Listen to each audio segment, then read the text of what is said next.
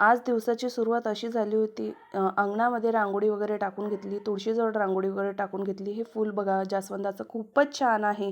नंतर मी चहा मांडला, चहा घेतला.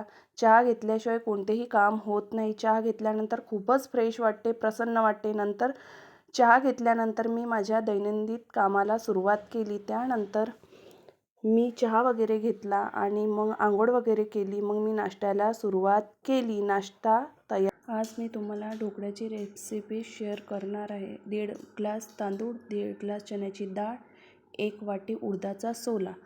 तो मिक्सरमध्ये छान बारीक करून घ्यायचा. थोडं थोडं पाणी टाकून तो फिरवून घ्यायचा. त्यानंतर ते बॅटर 7 ते 8 घंटे फॉर्मेट करायला ठेवायचं.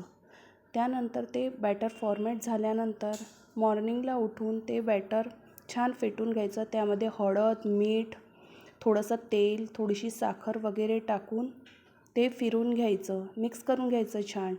त्यानंतर प्लेटिंगला तेल लावायचं. तेल लावल्यानंतर ते बॅटर वाफायला ठेवून द्यायचं. बघा त्यानंतर वाफवल्यानंतर त्याला स्पंज बघा किती स्पंज आला आहे. खूपच. त्याला फ्राय करण्यासाठी लागणारं साहित्य: तीळ, मिरची, कोथिंबीर आणि कढीपत्ता.